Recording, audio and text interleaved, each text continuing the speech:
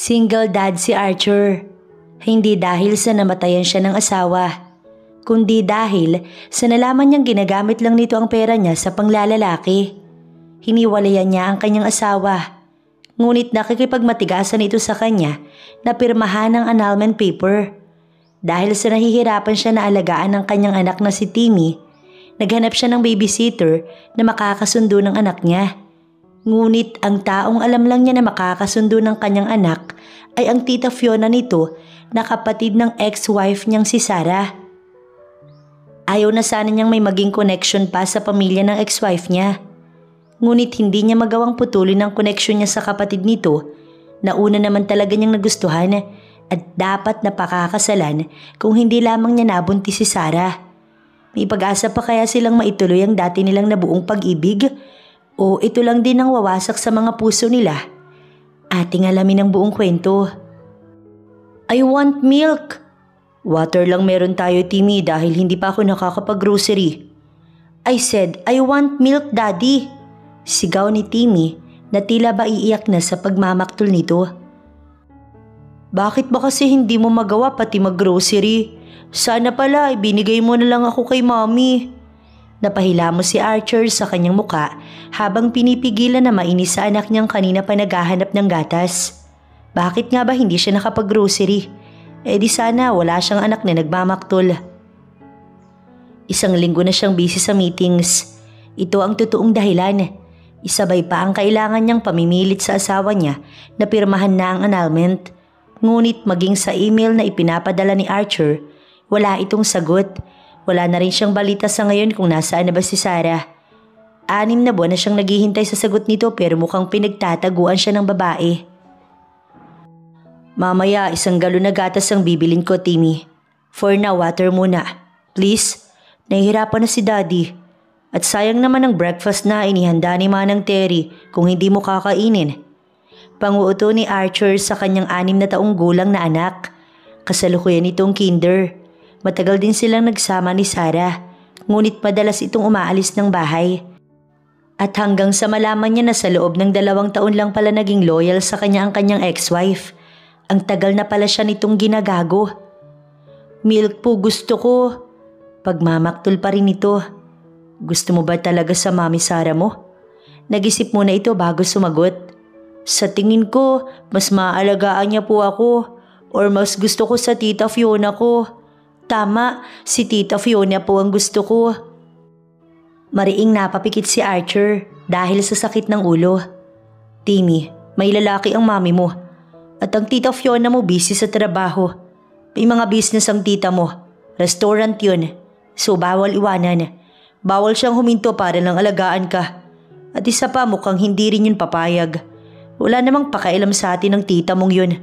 Kahit nga sa kasal namin ni mami mo, hindi nagpakita. Mabait si tita Fiona. Gusto ko po siya, Daddy. Magiging mabait ako kapag siya ang nag-alaga sa akin. Napairap si Archer. Huling balita niya kay Fiona ay may sariling buhay na ito at hindi nagpapasakop sa magulang.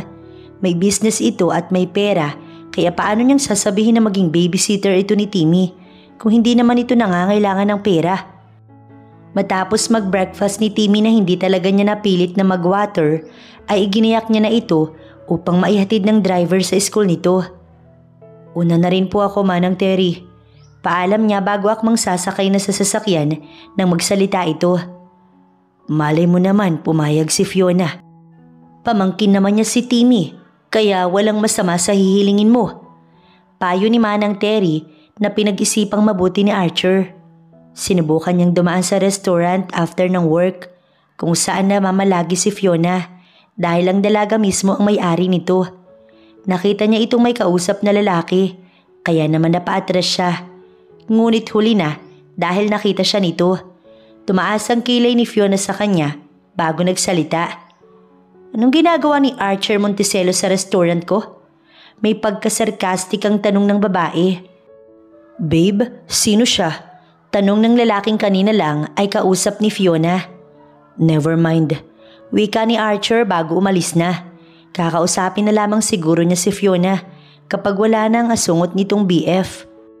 Kibit balikat na hinayaan ni Fiona si Archer na umalis. Pupunta tapos never mind. Labong kausap ng isang yun. Bulong pa niya bago na upo na. Babe, sino yun? Tanong sa kanya ni Jam. Si Jam ay 1 taon na niyang karelasyon. Maayos naman sila. May bisyo nga lang na sugal si Jam kaya minsan naiinis siya kapag palagi itong nauubusan ng pera. Tulad na lang ngayon na kinakailangan na naman ito ng pera para daw sa nahiram nito sa kaibigan. Sa kanya pa manghihiram ng ipang babayad. Babe, sige na. Last na hiram ko na to. Magiging mabait na ako at magpo-focus na sa pag-iipon para makapagpakasal na tayo. Kasal? Parang wala na kay Fiona ang bagay na yun. Napangakuan na rin siya dati ng kasal Pero sa iba tinupad. Kaya sa tuwing maririnig niya ang salitang kasal, para bang natatawa na lang siya. Lalo na sa panahon ngayon na ang daming mga failed marriage. Daragdag pa ba siya? Alam mo, malaki naman ang sinasahod mo sa pagiging teacher Pero sugalero ka kasi Jam, kaya ka nagiging ganyan. Nasyashort ka lagi sa pera. Hindi ka nga nabababae, sugal ka naman ng sugal. What do you want me to say, Jam? Gusto mong puriin kita? Naiinis na pangaral ni Fiona sa kanyang kasintahan. Kung makapagsalita ka naman parang hindi mo ko boyfriend. Ibabalik ko naman. Tsaka palibhasa ikaw tong mas stable sa ating dalawa. Para bang kinukonsensya pa siya ni Jam. Napairap na lamang si Fiona. Wala akong inaasahan, Jam. Hindi ako pasaway sa pamilya. At lalong hindi ako waldas na tao. Wala naman sa akin kung hindi mo mabayaran. Ang gusto ko lang, umayos ka naman. Paano ba kita maipagmamalaki kila mami? Alam na alam nila na sugalero ka. Nakakainis ka. Hindi nga nila ako sinasabihan tungkol sa pagjojowa ko pero kung makapagsalita naman sila sa akin, para bang si Sarah lang ang anak nila. Si Ate Sarah nga ng lalaki. Babe, ayan ka na naman sa drama ng buhay mo. Papahiramin mo ba ako o hindi? Mahinang napamura si Fiona bago binigay ang pera kay Jam. Jam, umayos ka naman pwede. Hinagka na siya ni Jam sa noo bago ito umalis. May take out pa itong pagkain mula sa kanyang restaurant. Ang tanga mo talaga. Pinalakpakan pa siya ni Letty na kanyang kaibigan. Kakapasok lang nito pero alam na nito na humiram na naman ang BF niya ng pera. Alam naman lahat ni Letty. Ultimo issue sa kanyang pamilya. Napagtsatsagaan mo yung batugan at ungas na yun. Ikaw na ang reyna ng mga tanga. Sarcastic ang wika pa nito. Ito na ang corona mo, Fiona. Pwede ba? Oo na. Tanga na nga ako Sa ngayon si Jam na lang ang meron ako. Yung pamilya ko mas pinapanigan si Ate Sarah na iniwan ng anak niya at asawa. Tapos ayun sumama sa lalaki niya. Samantalang ako, hindi na siya natuloy sa sinasabi niya nang magsalita si Letty. Samantalang ikaw ulirang anak, masipag, matalino sa academics, tanga sa pag-ibig at mabait na anak. Pero ikaw yung palaging ikinukumpara sa ate mo. Kasi ate mo praktikal at ikaw imbis na magpakasal ka sa mayaman, si Jam na sugalero ang pinili mo. Medyo may point sila sa part na yun. Tigilan mo na nga ako. Napairap siya kay Letty. Si Archer pala galing dito. Malay ko kung anong pakay niya. Baka ikaw naman yung gagawing asawa. Wala na sila ng ate mo so pwede na. Tsaka ikaw naman dapat talaga Sa'yo na nga ako. Ang landi kasi ng ate mo. Umiksena pa. Gaga, may delikadesa ako. Tsaka gusto mo bang itakwil ako ng pamilya ko? Hindi na, Letty. Masaya na akong ganito na lang ako.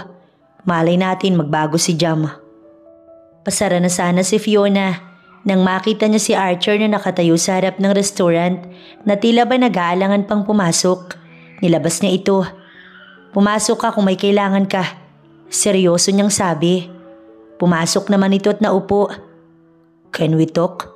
Nag-uusap na nga tayo Pagsusungit niya rito. Alam kong malaki ang galit mo sa akin.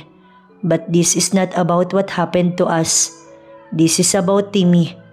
Lumambot ang puso ni Fiona nang marinig ang pangalan ng kanyang pamangkin. Anong nangyari kay Timmy? Naalagaan mo naman siya ng maayos, diba? Ginagawa ko lahat para maalagaan siya ng maayos, don't worry. Wala nang karapatan ng ate mo sa anak namin. That's why wala siyang obligasyon na puntahan si Timmy. Nahirapan lang ako na alagaan si Timmy. Why? Wala ka bang katuwang? Ayaw niya sa mga kinukuha kong yaya. Sinabi niya na ikaw lang ang gusto niyang mag-aalaga sa kanya. Malambot ang puso ni Fiona sa kanyang pamangkin kahit pa nga galit siya sa ama at ina nito. Matagal ko na rin siyang hindi nadadalaw. Sige, dahil ate ko naman ang may kasalanan kung bakit nahihirapan ang pamangkin ko. Handa akong alagaan si Timmy. Pero hindi ako makikisama sa'yo. I hate that idea. You don't have to, Fiona. Hindi rin naman kita gustong makasama sa isang bubong. Napangisi si Fiona. Talaga ba, Archer? Kaya ba alam mo kung nasan ako? Kaya ba ako pa rin ang hinahanap mo? Shut up, Fiona. I just don't have a choice. This is for Timmy. At huwag mo na lang ipaalam sa pamilya mo. Baka kung ano pang isipin. Wala na ako sa kanila. May sarili na akong buhay. Kaya labas na sila sa ginagawa ko. At isa pa, may BF ako, si Jam. Na-meet mo na siya kanina. Loyal ako sa BF ko kaya wag kang pilingero. Pambabara niya kay Archer bago ngumiti. Pupuntahan ko na lamang si Timmy sa bahay ninyo upang asikasuhin at ihatid sa school. Ako na rin ang magsusundo sa kanya sa hapon. Ikaw na lang ang magpapatuloy kay Timmy. Everyday ganoon ang setup. Kapag naman wala kang pasok, ikaw ang may responsibilidad sa kanya. Mga ginagawa din ako dito. Dates with my BF, pasahod sa tao, at tsikahan with my friend. Kaya naman Monday to Friday lang ang duty ko kay Timmy. Paliwanag ni Fiona. Sure, no problem. Dates with your boyfriend ha? Tapos ikaw lang din magbabayad? Patawa. Naiiling na umalis si Archer. Hindi na siya nakasagot dahil nagtataka siya kung paano bang nalaman ni Archer ang totoo tungkol sa kanila ni Jam. Stalker niya ba ito? Hanggang ngayon ba nakasubaybay pa rin ito sa buhay niya? Samantala si Archer naman, natatawang pumasok sa sasakyan. Alam niya ang ugali ng BF ni Fiona. Madalas kasi itong matalo ng kaibigan niya sa sugal at panay rin ito utang kay Fiona. Kung gugustuhin niya, kaya niyang malaman ang lahat. Dad, si Tita Fiona po ba pumayag? Matamlay na tanong ng anak niya. Yes, don't be sad anak. Bukas na bukas, si Tita Fiona ang mag-aasikaso sa'yo. Bigla namang sumigla si Timmy. Kaya nga ba ni Archer na wag makialam sa relasyon ni Fiona at sa BF nito? Naiirita talaga siya sa BF nitong sugalero. Kasalukuyang nagagayak si Fiona upang magtungo sa bahay ni Archer. Ngunit sinadya pa siya ni Letty para lang makichismis, kaya naman nag-text siya kay Archer na mahuhuli ng ilang minuto. Gaga! Pumayag ka talaga? Muling ibalik ang tamis ng pag-ibig na ba? Pangaasar pa ni Letty na inirapan lamang ni Fiona. This is for Timmy at hindi para makipaglandian sa kanya. I'm done with him. Remember Letty? Tama na yung luha na iniyak ko sa hayop na yun. Napabuntong hininga si Fiona. Dahil sa pagiging tsismosa ni Letty, bumabalik na naman tuloy sa alaala niya ang nangyari. Kung paano siya maglasing gabi-gabi, kung paano siya mabaliw. Ayaw na niyang maging desperadang patapon pa ulit ang buhay niya. She's fine and she move on. Timmy, parang ayokong maniwala. In the end of the day, may magbabago na naman. May mangyayaring hindi mo inaasahan. At iyon ang hihintayin ko, girl. Mas gusto ko naman si Archer kumpara sa Jam mong batugan. Si Jam na naman ang napagtiripan nito. Napailing na lamang siya bago nagpaalam. Mag-breakfast ka muna bago ka umalis. Bye. See you later. Libre mo na. Natatawang bilin pa ni Fiona bago sumakay na ng sasakyan. Wala namang problema kung iwan niya ang restaurant. May mga tauhan naman siyang pinagkakatiwalaan. Pagdating sa bahay ni Archer, ay agad niyang hinanap si Timmy. Ngunit si Archer ang kanyang nabungaran. Nakataples pa ito na mukhang kagagaling lamang sa banyo. Bastos naman? Ganito ka ba tumanggap ng bisita? Nakahubad? Inis na tanong ni Fiona habang nakaiwas ang tingin. Excuse me, malay ko bang nandyan ka na pala? At isa pa, hindi naman ako nakahubad. May tuwali ang nakatakip. Makapagsalita ng bastos parang hindi sinigaw ang pangalan ko dati ah. Huwag kang umasta na walang nangyari sa atin. My God, Archer! Pati ba naman yun minimension mo pa? Matagal na yung tapos at matagal na yung nangyari. Kaya naibaon ko na yung salimot. Huwag mo nang hinuhukay. Kahit ikaw ang nakauna sa akin, wala akong pakailam. So stop acting like we're really close, cause we're not. Madiing sagot ni Fiona na ikinangisi lang ni Archer. Sa bagay, may jam ka na. Sa itsura ng jowa mo, mukhang hindi pa yata umabot sa 4 inches ang hotdog nun. I said stop talking me like that. Napasigaw na si Fiona. Napipi ka na talaga siya kay Archer. Tita Fiona, why are you shouting po? Magkaaway po ba kayo ni Dad? Tanong ni Timmy na bigla na lamang sumulpot. Agad na inayos ni Fiona ang kanyang sarili. Inirapan pa nga niya ng palihim si Archer. No, may pinag-uusapan lang kami, Timmy. Miss mo ba si Tita Fiona? Kasi ako, miss na miss kita, baby. Pasensya na ako, naging busy ako kaya hindi na ako nakakadalaw, ha? Paliwanag niya sa bata. Busy si Tita sa pagsuporta sa BF niya. Sabat ni Archer. Sinusubukan talaga siya nito. May BF ka na po, Tita? Oo. Ipapakilala kita, Timmy, kapag hindi na siya busy sa work. Sa work o sa sugal? Please don't, Fiona. Ayoko mahawa ng kabalastugan ng anak ko. Timmy, pwedeng tumalikod ka muna. May gagawin lang ako. Pilit na pilit ang ngiti ni Fiona. Sumunod naman si Timmy, kaya agad niyang piningot si Archer. Isa pang pangaasar mo. Hihilahin ko na yung lawit mo. Banta ni Fiona, bago inaya si Timmy na mag-breakfast na upang maihatid niya na ito. Natatawang nagtungo sa kwarto si Archer. Natutuwa lang siyang asarin si Fiona dahil talaga namang tinatamaan ito. Pagbaba niya sa dining, nakita niyang nag-uusap ang magtita. Narinig pa niya si Fiona na tinatanong si Timmy kung may inuuwi ba siyang babae. Kahit suhulan pa si Timmy, wala akong inuuwing babae dito. Busy ako sa trabaho at sa pag-aalaga sa anak ko. Hindi ako tulad ni Sarah na iniwan kami para lang sa lalaki niya. Naririnig ng bata. Saway ni Fiona na hindi niya pinansin. Ayokong magsinungaling sa anak ko, Fiona. Mas mabuti na yung alam niya ang totoo kaysa paniwalain ko siya sa kasinungalingan. Doon lang tayo sa totoo. Kaya ba hindi ka nagpakatotoo sa akin? Sumeryoso si Archer. Sinubukan kong mag-explain pero matigas ka. Anong gusto mong gawin ko? Gago ka kasi. Hindi na kumibo si Archer. Naupo na lamang siya upang sabayan si Timmy na mag-breakfast. Ayaw na niyang makipagtalo sa taong to dahil hindi naman siya pinagkakatiwalaan kahit kailan. Natatawa na lang tuloy siya pag naaalala niya na halos gumuho ang mundo niya nang isuko siya nito. Hindi na maibabalik ang dati, kaya wala nang saysay kung magsisisihan pa sila. Excuse lang, paalam ni Fiona bago sinagot ang tumatawag sa kanyang cellphone. Tinanaw niya ang dalaga na lumayo ng kaunti sa kanilang mag-ama.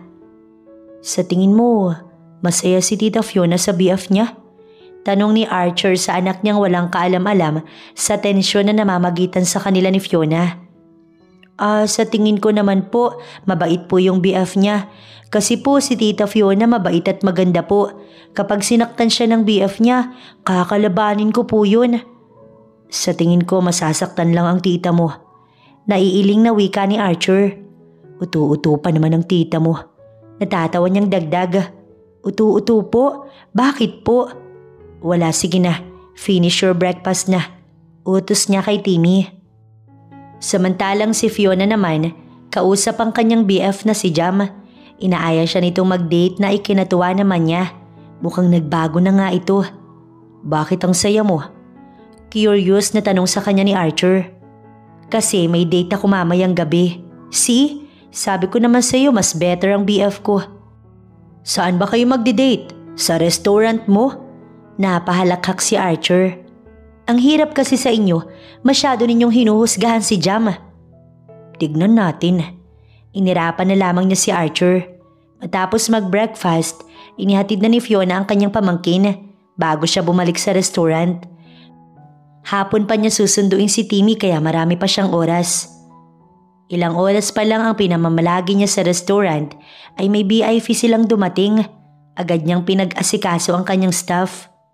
Magandang araw, bati niya rito. Ikaw si Fiona? My name is Carl. Inabot nito ang kamay sa kanya. Pinapunta ako ni Tita Dina dito para makilala ka. Sabi rin niya masarap ang mga nakalista sa menu niyo. Kumibot ang sentido ni Fiona. Mukhang ibinubugaw na naman siya ng kanyang ina. Sorry Carl, may boyfriend na ako. Mag-usap muna tayo bago ka magbitaw ng salita. Tumango na lamang siya kahit nalabag sa loob niya. Pinaunlakan naman ni Fiona si Carl. Ayaw niyang maging bastos kahit pa magulang mismo niya ang hindi gumagalang sa respeto niya na wag sana siyang papakialamanan pagdating sa mga desisyon niya sa buhay dahil wala naman na siya sa poder ng mga ito. Look, alam kong naiinis ka sa magulang mo, but don't worry. Wala naman akong balak na kulitin ka. Actually, ayaw ko din naman makipag-commitment. It's just a waste of time. May alok na lang ako kung hindi mo mamasamain. Paliwanag ni Carl. Mabuti naman at nakakaintindi ang isang to kumpara sa ibang ipinapakilala ng kanyang ina. Ano ba yun? Hayaan mo lang akong pumunta dito sa restaurant mo para isipin ng magulang ko na nag-e-effort ako. Ako kasi ang tatalakan nila. Parehas lang tayo ng kalagayan. Napangiti si Fiona. No problem. Pwede naman tayong maging magkaibigan. Nice to meet you, Carl. Inabot ni Fiona ang kamay niya na agad namang kinuha ni Carl. I like your attitude. Straight to the point. Salamat, Fiona. Nagpaalam na si Carl sa kanya kaya naman masaya niya itong inihatid sa labas. Buti na lang talaga. Iba si Carl sa mga dating nagpunta na rin sa kanya upang makipagkilala. Inis na tinawagan ni Fiona ang kanyang ina upang sabihan ito na wag na siyang pakialamanan. Samantala si Archer naman, kasalukuyang nasa trabaho. Naisipan lang niyang mag-lunch sa labas kasama ang sekretary niyang si Kim. Sawa na kasi siya sa pa-deliver, kaya naman minabuti niyang mag-lunch sa labas ngayong araw. Pagpasok niya sa restaurant, agad na nahagip ng mata niya si Jam. Si Jam na BF ni Fiona. May kalandi ang babae. Agad siyang napangisi bago pinauna na si Kim sa table. Masarap ba yung food? Sarkastikong tanong ni Archer. Kilala kita. Ikaw yung pumunta sa restaurant ni... Natigilan si Jam bago napasulyap sa babaeng kasama nito. Never mind. Kung pwede lang, iwan mo kami. Nakakaistorbo ka kasi. Kawawang Fiona. Tinatanggi ng BF niya. Sinamaan niya ng tingin si Jam. Pera niya ba ginagastos mo sa mga babaeng nilalandi mo? Kapal talaga ng mukha mo. Magtrabaho ka para may ipanggastos ka sa pakikipaglandian mo. Hindi yung sa GF mo ikaw umaasa at nangungutang. Nakakahiya ka. Babe, ano bang sinasabi niya? Babe? Pagak na tumawa si Archer bago kinuwelyuhan si Jam. Kung ayaw mong basagin ko yung ngipin mo, tigilan mo ang panloloko kay Fiona ng gago ka. Binitiwan niya si Jam at pinagpag ang nagulong kwelyo nito. Babantayan ko kilos mo, Jam. Banta niya pa rito. Bumalik na si Archer sa table ni Kim at naupo na parang walang nangyari. Naka-order ka na? Tanong niya kay Kim na kanina pa nakamasid sa kanya. Sino yun? Bakit mo sinaktan yung lalaki? Hindi ko siya sinaktan. Kunot ang noo ni Archer. Tinuruan ko lang siya kung paano rumespeto sa GF niya. Kilala mo yung GF niya? Yeah, si Fiona. Kapatid ng ex-wife ko. Muling sinulya pa ni Archer si Jam na paalis na. Iniwan na rin ito ng babaeng kasama nito kaya naman napangisi siya. Hindi pa rin talaga niya maiwasang hindi makailam kapag si Fiona na ang involved. Dumiretso na sa bahay si Archer after niya sa work. Hinihintay na lamang niya si Fiona at Timmy. Nauuna talaga siya sa mga ito dahil mas maaga ang uwi niya. Siya naman kasi ang boss, kaya kahit anong oras siya umuwi ay ayos lamang. Thank you po sa gift, Tita Fiona. Sa sala pa lang, rinig na niya ang boses ni Timmy na masigla. Agad itinigil ni Archer ang pagbabasa niya at pinuntahan ito sa sala. Nadatnan niyang nakaupo ang dalawa sa couch. May food akong dinala. Ulam niyo na mamaya kaysa naman magpa-deliver pa kayo. Wika ni Fiona kahit hindi siya tinatapunan ng tingin. May date pa rin ba kayo ni Jam? Pasimpleng tanong ni Archer bago tinignan ang dala ni Fiona.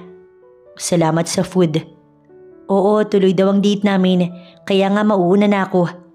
Tumayo na ito bago ngumiti kay Timmy. Aalis na muna si tita. See you tomorrow, Timmy. Dito ka na lang mag-dinner. Baka kasi hindi kayo tuloy. Malay mo nasa sugalan na naman yun. Or may iba nang natigilan si Archer. Hindi niya siguro dapat pangunahan si Fiona. Napangisi na lang siya bago nagsalita muli. Pakisabi na lang na kinakamusta ko siya at sana ka mo na-enjoy niya yung lunch. Kita niya ang pagtataka sa mukha ni Fiona. Ngunit tumangulang ito. Hinatid niya ng tingin si Fiona hanggang sa tuluyan itong makaalis. Takang-taka si Fiona sa sinabi ni Archer. Ngunit kailan ba naging matino ang ex niya? Napailing na lamang siya bago nagmaneho na patungo sa sinabing lugar ni Jam. Nagpa-reserve na ito ng place, ngunit hindi naman niya ito makontak, kaya naman hinayaan niya na lang muna. Baka kasi hindi pa nito out sa school. 2 oras na siyang naghihintay, wala pa rin si Jam. Pabalik-balik na nga ang waitress para itanong ang order niya. Ngunit wala siyang masabi dahil wala pa naman si Jam. Napangisi si Fiona. Bumuntong hininga siya bago nagpa siyang tumayo na sa 2 oras niyang pagkakaupo dahil sa matyagang paghihintay. Iniisip niyang may reason si Jam na maganda kaya pilit niyang pinapakalma ang sarili. Tinawagan niya si Letty upang may makausap at mapagsabihan ng sama ng loob niya dahil sa ginawa ni Jam sa kanya ngayon. Baka naman walang pambayad, nahiya siguro. Letty, kung yun lang naman sana sinabi niya. Pwede ko namang bayaran. Tanga-tangahan na naman. O pinagtsatsagaan mo lang si Jam kasi ayaw mo mapahiya kay Archer? Pwede ba Letty? Ayoko nang pag-usapan yan. Inis na sagot ni Fiona bago dinampot ang bag niya. Ipapahinga ko na lang to. Wika pa niya bago tuluyang lumabas sa apartment ni Letty. Habang nagmamaneho, bumalik ang masakit na nangyari sa kanya noon. Ganitong-ganito din. Yung eksena noong hindi siya siputin na Archer sa date nila. Hanggang sa malaman niyang may nangyari na pala kay Archer at sa atin niyang si Sarah. Umiling-iling si Fiona. Ayaw niyang isipin na niloloko siya ni Jam. Ayaw na niyang maramdaman ulit ang sakit na matagal niya nang binaon sa limot. Si Jam na ang mahal niya.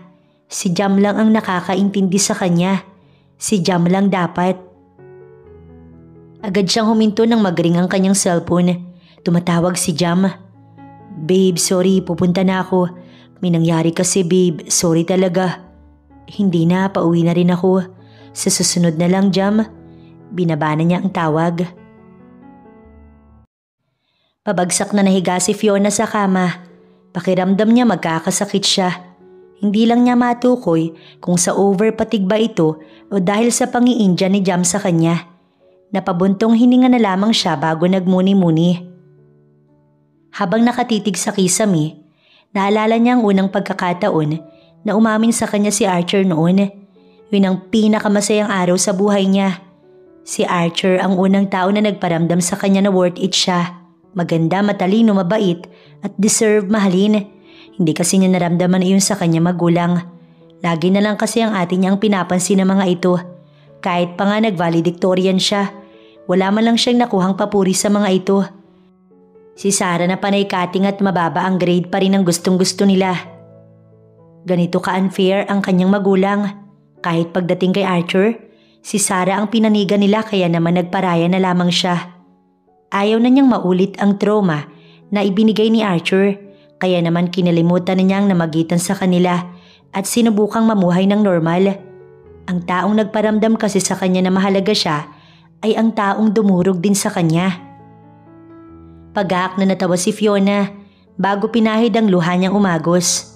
Hindi pa rin niya maiwasang maiyak habang inaalala ang lahat. Kung paano siya magalit sa ate Sarah niya dahil sa pang-aakit sa BF niya at kung paano niya isumpa si Archer dahil sa pangluloko nito sa kanya. Ang tanga mo talaga Fiona. Bulong niya sa kanyang sarili. Bakit ba binabalikan mo pa yun? Dapat binaon mo na yun sa limot. Wala sa sariling kinakausap niya na ang kanyang sarili. Tama nga kaya si Letty na pinagtsatsagaan lang niya si Jam dahil sa ayaw niyang mapahiya kay Archer.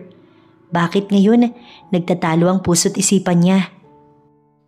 Naramdaman ni Fiona na nilalamig siya. Para ba siyang minamalarya? Kaya naman agad niyang tinawagan si Letty. Hello? Anong problema?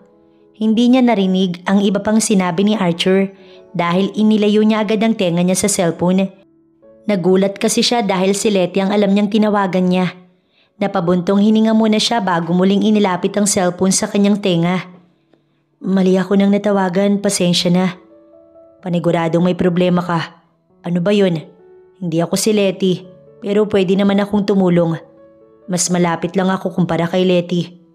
Totoo naman yun, kaya naman no choice na si Fiona. Mataas ang lagnat ko. Hindi ka pwede dahil walang magbabantay kay Timmy. Si Letty na lang ang papupuntahin ko. At sinong nagsabing iiwan ko si Timmy? Hintayin mo na lang kami. Nag-dinner ka na ba? Kung hindi pa, bibili na ako. Sige, salamat. Ibinaba na niya ang tawag. Lamig na lamig si Fiona, kaya naman nakatalukbong siya. Nakaramdam siya ng tao sa silid, kaya naman nag-alis siya ng talukbong. Sinabi naman na kasi niya kay Archer kung saan niya tinatago ang susi. May binili akong soup para naman kahit papaano gumaan ang pakiramdam mo. Tinulungan siyang makaupo ni Archer. Hinipo nito ang leeg at ang kanyang noo. Mainit nga, pero ito mag-temperature ka pa rin para mas malaman natin kung gaano kataas ang lagnat mo. Kapag hindi pa yan bumaba, dadalhin na kita sa hospital. Paliwanag ni Archer. Si Timmy, nagawa pa rin niyang itanong ang kanyang pamangkin. Tulog na, nasa guest room. Don't worry, he's fine. Pwede ka nang magpahinga. Mamaya pupunasan kita ng maligamgam. Mabait ka ba sa akin kasi alam mong hindi ako sinipot ni Jam? Napataas ang kilay ni Archer sa kanya. Hindi naman ako ganun kasama. At isa pa, hindi ko alam na hindi ka niya sinipot. Ang gagong yun talaga. Naiiling na wika pa ni Archer. Nakaidlip naman si Fiona. Nagising lang siya nang may naramdaman siyang humawak sa kanyang braso. Anong ginagawa? Hindi siya natuloy sa itatanong niya dahil sa nakita niyang pinupunasan siya ni Archer. Tinignan niya ang oras. Madaling araw na pero hindi pa rin ito natutulog. Hindi mo naman ako kailangang bantayin ng magdamag eh. Kailangan mo rin namang magpahinga, Archer. Ayos naman niya ang pakiramdam ko. Bumaba na nga ang lagnat mo. At para mas gumaan ang pakiramdam mo, kailangan mong mapunasan. Katwiran nito bago nagpatuloy. Mahihiya ka pa ba sa akin? May pinagsamahan naman tayo, Fiona. Napairap siya bago sumagot. Oo na, Archer. Paulit-ulit. Sinasabi ko lang para hindi mo ko layuan na para bang may sakit ako nakakahawa. Natatawa pa nitong sagot. Mas mabuti na to kaysa naman naging feeling close tulad mo. Maayos-ayos na nga siya dahil nagagawa na niyang tarayan si Archer. Sabi ko magpahinga ka na. Ipasok ka pa bukas. Sabi naman ni Kim wala akong schedule bukas. So pwede ako mag-relax. Proud na sagot pa nito bago kumindat sa kanya. Sino naman si Kim? Kung mag-aasawa ka man sana ulit, yung mamahalin sana si Timmy ng higit sa'yo. Ayokong aapihin ang pamangkin ko. Ako ang makakalaban nila, Archer. Si Sarah nga tinalakan ko sa phone dahil sa ginawa niyang pangiiwan sa anak niya.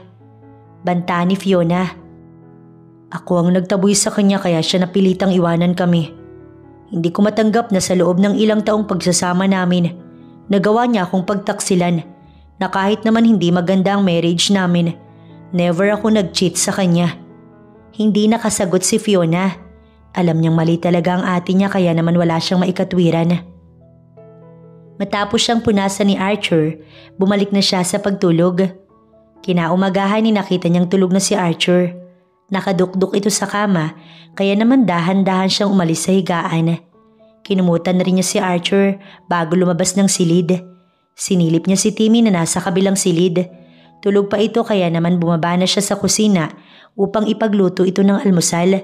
May pasok pa ito dahil sa Friday lang naman ngayon. Hey, sinong nagsabing magluto ka? Dapat nagpapahinga ka pa. Sita ni Archer bago inagaw ang ginagawa niya.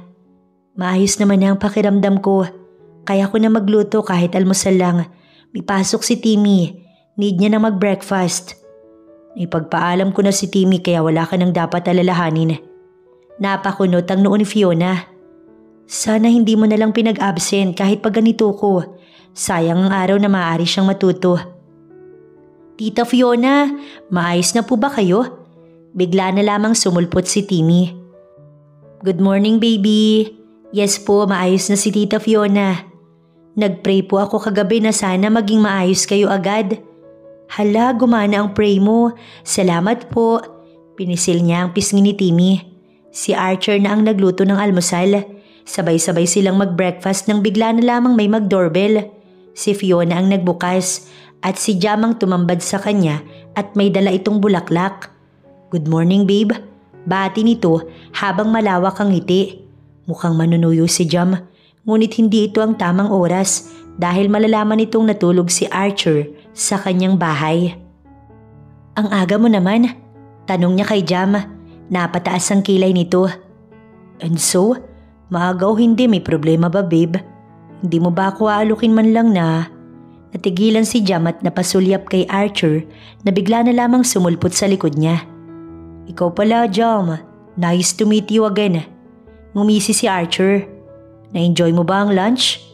Nakipagtitigan naman si Jam habang si Fiona walang alam sa kanilang pinag-uusapan. Na-enjoy namin ng friend ko. Sa susunod nga isasama ko si babe doon para naman ma-meet niya yung kaibigan ko. Madiing sagot ni Jam na ikinangiti naman ni Fiona. Sure, next time. But you need to tell me the schedule kasi may hinahatid sundo ko. And that's Timmy.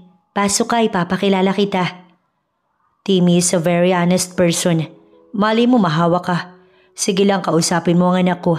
Pero wag mo sanang tuturuang magsinungaling. Pasaring pa ni Archer. Napairap na lamang si Fiona. Alam niyang pinagtitiripan na naman ito ang kanyang boyfriend. Wag mo siyang sipin. Bulong pa ni Fiona kay Jam. Timmy, this is Tito Jam. Pakilala niya sa kanyang pamangkin. Hi Tito Jam, nice to meet you po. Napaka-cute at mabait na bata. Buti na lang hindi ka nagmana sa ama mo. Bulong pa ni Jam na narinig naman ni Fiona, kaya agad niya itong siniko. Pabayaan mo na nga sabi, walang mangyayari kung papatulan mo ang isang yun. Bakit ba kasi nandito yun? Dito na siya natulog? Katabi mo ba? Nagiinit na si Jam at nais nang magsimula ng away. Nagsisinungaling ka na sa akin, Fiona. Dahil lang sa hindi ako maagang nakasipot. May emergency ako, Fiona. Tumaas ang boses ni Jam. Hinaan mo ang boses mo, Jam. May bata sa harap natin. Hindi naman dapat pinag-aawayan to. Pakiusap niya kay Jam. Nag-aaway po kayo? Sumisibi na si Timmy. Please don't. What are you doing? Bigla na lamang sumulpot si Archer na masama ang tingin kay Jam. Sumisigaw ka sa harapan ng anak ko. Akmang kukwelyuhan niya na ito nang pigilan ito ni Fiona. Stop fighting! Sigaw ni Timmy. Agad na kinausap ni Fiona si Timmy at pinapasok na sa silid. Sumunod naman ito habang silang tatlo na lang ang naiwan. Tara nga, mag-usap tayo. Hinawakan siya ni Jam sa braso. Nasasaktan ako, Jam. Nasasaktan siya. Bingi ka ba? Walang emosyong tanong ni Archer habang nakatitig kay Jam. Kapag hindi mo pa siya binitiwan, mapipilitan akong saktan ka. Sige, mamili ka, Fiona. Ako ba o ang pakiilamerong yan? Hindi agad nakakibo si Fiona. Napasulyap siya kay Archer bago bumaling kay Jam. Hinawakan niya si Jam at inilabas. Napangiti naman ito sa kanya paglabas nila. Akala ko siyang pipiliin mo eh. Akala ko din. Bulong niya habang may kirot sa kanyang puso. Si Archer naman, agad na kinuha si Timmy. Iginayak niya na ito upang makauwi na sila. Napangisi na lang siya habang palabas. Nadatnan niyang nag-uusap si Jam at si Fiona. Hindi siya nagsalita at nilagpasan lamang ang mga ito. Malalim ang iniisip ni Archer. Hanggang sa makauwi sila, hindi siya kumikibo. Daddy, bakit po basta na lang po tayong umalis? Si Tita Fiona, hindi natin siya pinansin. Napasulyap si Archer sa anak niya. Umiti siya bago sumagot. Busy kasi si Tita Fiona. Wala sa atin ang atensyon niya na kay Jam. At isa pa, hindi naman tayo mahalaga sa kanya. Po? Never mind. Sa room ka na muna, Timmy. Papahinga lang si Daddy, okay? Pakiusap niya sa kanyang anak na agad naman itong sinunod at hindi nagpasaway. Napabuntong hininga siya.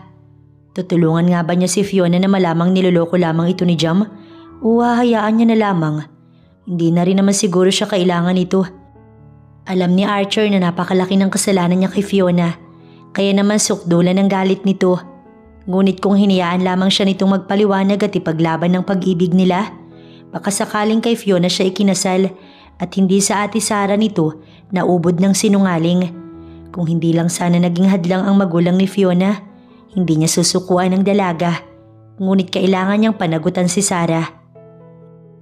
Inisip na lamang niyang nagawa siyang isuko ni Fiona dahil sa pagmamahal nito sa anak niyang si Timmy. Kinuha ni Archer ang phone niya sa bulsa at tinawagan ng attorney niya na umaayos sa annulment nila ni Sarah. Matagal niya na itong pinapaasikaso. Naka-file na din ang annulment, pirma na lamang ni Sarah ang kailangan. Ngunit hanggang ngayon, hindi ito mahagilap. Talaga namang mailap sa kanya si Sarah dahil masyado siya nitong pinapahirapan sa pagpirma. May balita na ba? Wala pa, sa tingin ko. Wala talaga siyang balak na pirmahan. Nakuyom ni Archer ang kamao niya. Kahit pa siya itong nagloko, ang kapal rin talaga ng mukha niya. May ibinigay akong ebidensya sa iyo, attorney. Hindi ba pwedeng gamitin yun para kasuhan siya? Pero inatras mo yung kaso. Gusto mo bang ituloy? Hindi agad nakasagot si Archer. Inatras niya yung kaso dahil sa ina pa rin ito ni Timmy. At ayaw niyang makita ni Timmy na sobrang miserable na ng buhay ni Sarah. Iniisip pa rin niya ang mararamdaman ng anak niya. May respeto pa rin naman siya sa magulang ni Fiona. Alang-alang kay Fiona, hindi niya magawang ipakulong ang mahal nito sa buhay. Never mind, balitaan mo na lang ako kapag nagpakita na siya. Ibinaba niya na ang tawag bago nagsali ng alak sa kanyang baso. Ayos na ang pakiramdam mo, babe. Pasensya ka na, nasigawan pa kita. Nagselos lang naman ako kay Archer eh. Hanggang ngayon nasa bahay pa rin niya si Jam. Di na nga niya nagawang sundan pa si Archer at Timmy. Alam niyang galit si Archer. Hindi ka pa ba uuwi? Wala ka bang pasok? Imbis na sumagot, tinanong lamang niya si Jam. Oo nga pala. May importanteng lakad ako, babe. Nalimutan ko, pasensya na. Bawi ako, babe. I love you. Tumango na lamang siya bago hinatid ng tingin si Jam. Matapos makaalis si Jam, ay siya namang dating ni Letty. Pinapunta talaga niya ito upang ikwento ang naging pag-aalaga ni Archer sa kanya habang may sakit siya. Gaga ka, totoo ba? Landi mo. Hinila pa ni Letty ang buhok niya habang natatawa. Kakaganyan mo, baka ikaw na naman kawawa sa huli. Naku, sinasabi ko sa'yo, Fiona, ha? Mahirap mahulog sa hukay na alam mong hindi ka na makakaahon. Akala ko ba Jam save you? So charot lang yon. Sunod-sunod na naman ang talak ni Letty sa kanya kaya naman napailing na lamang siya bago sumagot. Yes, Jam save me. Walang nagbago doon. Si Archer naman para kay Timmy. Kaya kami may connection. Alam mo naman na pinutol ko na lahat-lahat sa amin, di ba? Ex siya ni Ate Sarah. So bawal akong umiksena. Umiksena, ikaw? Tanga ka ba? Si ate mo nga ang umiksena.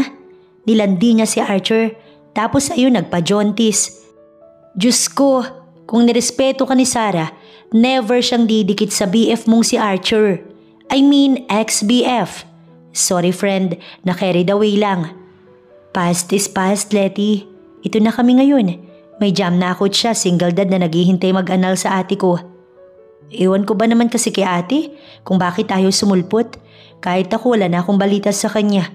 Ang huli kong balita, sumama siya sa lalaking pinagpalit niya kay Archer. Ate mo kasi hindi naiintindihan ng ugali. Akala ko ba in good terms kayo? Kahit pa nga paborito siya ng magulang mo, okay naman kayo. Okay pa nga ba kayo? Hindi agad nakasagot si Fiona. Sa tingin ko naman okay kami.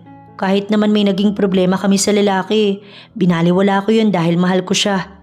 Pinaubaya ko si Archer at mas pinili kong maging ayos kami.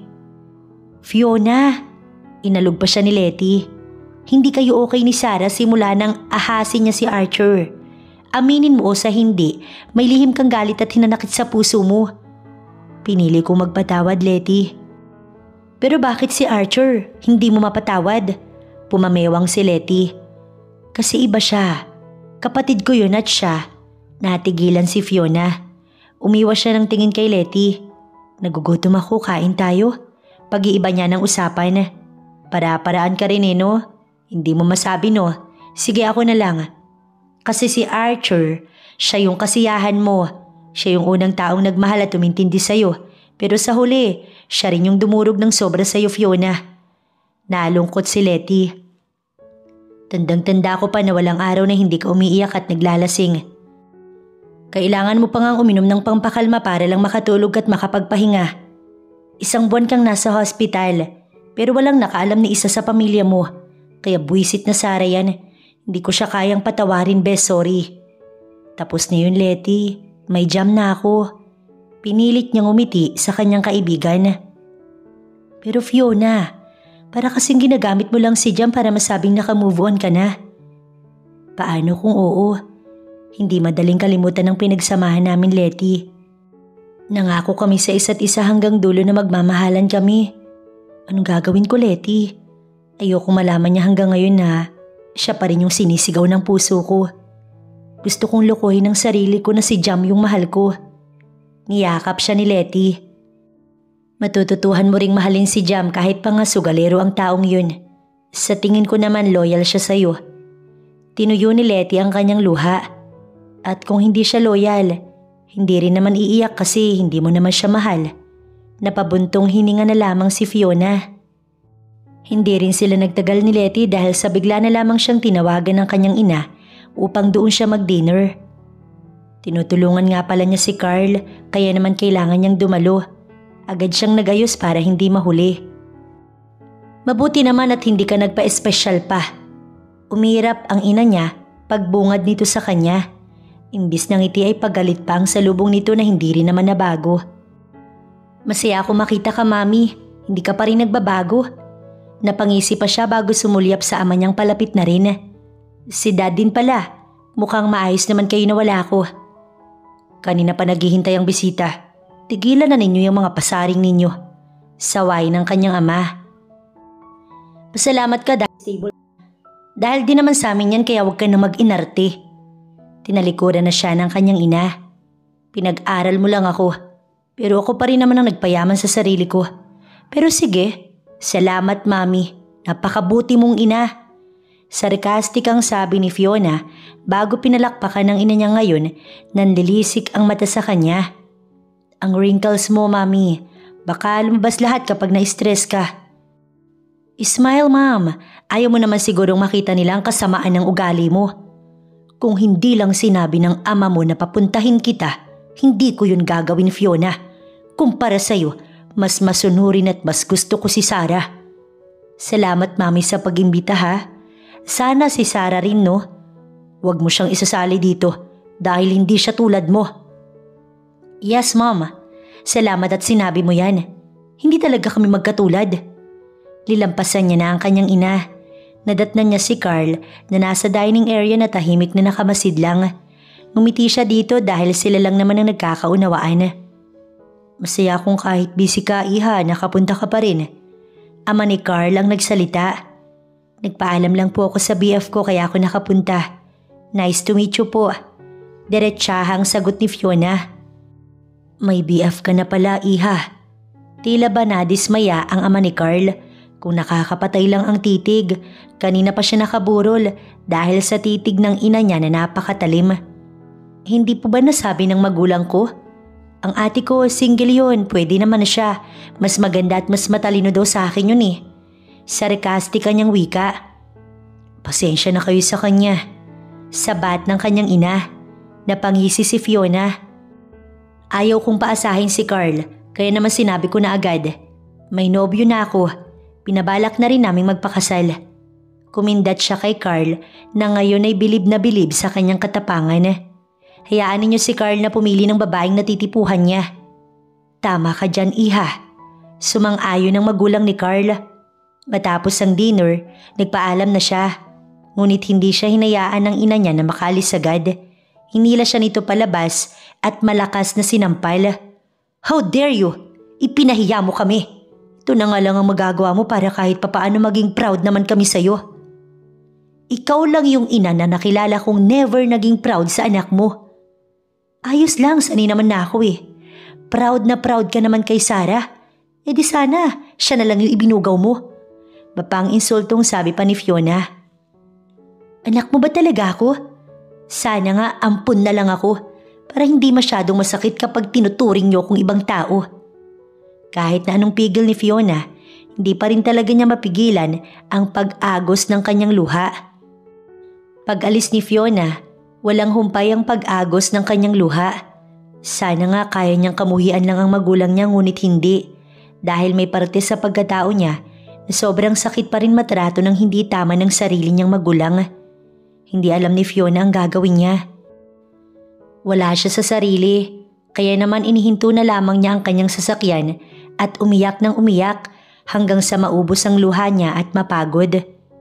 Ampun ba siya? Bakit Ate Sara lang niya ang mahal ng mga ito at siya hindi? Ramdam niyang kinamumuhian siya ng kanyang ina, habang ang ama naman niya, business lang ang inaatupag. Kinakamuhian ba siya ng ina niya dahil hindi siya tulad ni Sara na masunurin? Pagak siyang tumawa. Sinubukan niyang mag-dial ng number ni Letty. Ngunit mukhang busy ito kaya naman hindi na siya nag-abala pang istorbuhin ang kanyang kaibigan. Matapos umiyak ni Fiona, ay may lakas na siya upang magmaneho. Sinubukan niyang humanap muna ng mabibilhan ng gamot para sa sakit ng ulo. Daddy, I'm thirsty and I want my favorite juice. Gabi na, Miss. Ana, kanina mo pa sinabi. Naiiling na sagot ni Archer sa kanyang anak. Please, Daddy. Pagmamakaawa nito sa kanya na hindi naman niya matiis. Isinara lang niya ang bahay bago sila sumakay sa kotse. Humanap siya ng bukas pang mabibilhan at nakakita naman siya. Agad niyang ibinili si Timmy. Naiwan kasi ito sa sasakyan dahil sandali lang naman siya. Ngunit paglabas niya sa store, nakita niya si Jam na may akbay na babae. Pumunta ang mga ito sa drugstore at pumasok. Dahil sa curiosity, agad siyang sumunod. Ayaw niyang magpahalata ngunit nakahanda na ang phone niya bilang pruweba kay Fiona na hindi talaga loyal si Jam. Kondom? Gulat na gulat si Archer. Gagong Jam talaga to. Bulong niya sa kanyang sarili bago mag-decide na magpakita. Ibinulsa niya ang kanyang phone bago kinalabit si Jam. Hindi ka pa natauhan sa sinabi ko? Gago ka talaga no? Malakas na suntok ang iginawad niya kay Jam. Sugalero ka na nga, babaero ka pa. Galit na galit si Archer. Paki mo ba? Diskarte ko to, boy. Dumiskarte ka nang sayong gago ka. Aambahan pa ulit sana niya ng suntok si Jam nang bigla na lamang may nauna sa kanya. Sa lakas ng suntok, bumulagta si Jam at nawalan ng malay. Fiona? Hindi makapaniwala si Archer na nandito si Fiona. Hindi siya pinansin ni Fiona. Bagkus ay sa babae ito humarap. Kung idedemanda niya ako, pakitawagan na lang ang lawyer ko. At pakisabi amanos na kami ng mga utang niyang gago siya. Kung gusto mong masaktan, pwede kang magsalita ng masama. Kung ayaw mong masaktan, lumayas ka na sa harapan ko at bibit-bitin ko yung basurang nakakalat dyan. Matapos sabihin yun, lumabas na ito na parang hindi man lang siya nakita. Fiona, wait. Hinawakan niya ito sa pulsuhan upang pigilan. Archer, ano? Sasabihan mo rin ba ako ng nakakainsultong salita? Oo, natangan na ako. Wala akong kwentang anak at kahit kailan hindi ako naging paborito ng lahat. Napatitig si Archer sa umaagos na luha ni Fiona. Mukhang kanina pa ito umiiyak dahil sa namumugto nitong mata. Pasensya na kung nararanasan mo to. Niyakap niya si Fiona upang kahit papaano maramdaman ni Fiona na handa siyang dumamay. Sa lagay ni Fiona, hindi niya na ito pinag-drive pa. Inalok na lamang niya itong sumakay sa kanila ni Timmy at ipapadrive na lang ang kotse nito bukas. Hindi naman na umangal pa si Fiona at sumakay na. Tahimik ito habang pauwi sila sa bahay. Si Timmy naman, nakaramdam kaya naman nakamasid lamang ang anak niya. Maupo ka muna, magtitimpla lang ako ng kape. Tumango lamang si Fiona sa kanya. Si Timmy naman, pinapunta niya na sa silid upang makapagpahinga. Pagbalik niya sa couch, nadatnan niyang tulala pa rin si Fiona na tila ba napakalalim ng iniisip. Eto na ang kape mo. Mahinahon niyang sambit. Salamat. Fiona, ano bang nangyari bago mo kami makita ni Jam na nag-aaway? namumugto na ang mata mo. Alam mo na bang may babae siya? Maingat na tanong ni Archer. Mahirap na kung bibiglain niya si Fiona. Inimbita ko ng magulang ko sa dinner, kasama yung ibinubugaw nila sa akin na si Carl. Pagkakitong tumawa. Mabuti na nga lang mabait si Carl. Hindi niya ako pinilit at may naging deal kami. Akala ko ba kinamumuhian ka nila dahil sa naging desisyon mo na magsarili? Bakit ba nakikialam pa sila sa'yo? Wala ka na sa poder nila. Inis na napairap si Archer. Masasakit na salita lang naman naririnig mo sa kanila. Bakit ka pa pumunta? Alam ko, pero akala ko kasi magbabago pa sila. Akala ko this time, makikita nila yung worth ko. Kasi wala na si Ate Sarah. Sinira ni Ate Sarah ang iniingatang pangalan ni Daddy. Nanlalaki siya't iniwan ng anak niya matapos maglustay ng pera mo. Pero bakit? Garalgal ang boses ni Fiona. Bakit si Ate Sarah pa rin yung mabuting anak para sa kanila? Ayaw ko makipagkompetensya. Ang gusto ko lang naman, makita nila yung achievement ko at yung pagiging mabuti kong anak. Sinunod ko rin naman sila bago ko sumaway Sumaway lang naman ako nung alam kong sobra na sila. Pero kung hindi ko sila sinunod, baka nga tayo pa rin hanggang ngayon. At alam mo ba na give up kita kasi akala ko magbabago na tingin nila sa akin. Pero walang nagbago. Malungkot na tingin ang ibinigay sa kanya ni Fiona. Ampun ka siguro. Naiiling na wika ni Archer. Hindi ako ampun, Archer. Si Lola mismo ang nagsabi sa akin na magulang ko sila. Sadyang ibala yung pagiging magulang nila. At sana nga naging ampun na lang ako para hindi masyadong masakit kahit itrato nila akong parang basura. Malungkot na sagot ni Fiona. Fiona, hayaan mo kong alagaan ka. Hindi na kita sasaktan. Hindi mo na mararanasan lahat to. Babawi ako, Fiona. Pakiusap, pagbigyan mo ko. Archer, kasal ka sa ate ko. Hindi ko pwedeng mahalin ng ex-husband ng kapatid ko. Tama na pagpapahirap sa sarili natin, Fiona.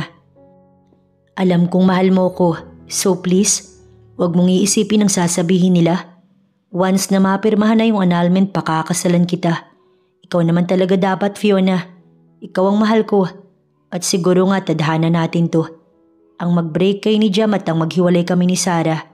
Nahadlangan man tayo ng magulang mo noon, tadhana pa rin ang naglalapit sa atin. Ikaw ang babaeng gusto ko, Fiona. Kaya nga siguro nagawa ni Sarah maghanap ng iba dahil hindi naman naging masaya ang marriage namin. Hindi ko siya nakasiping kahit kasal na kami.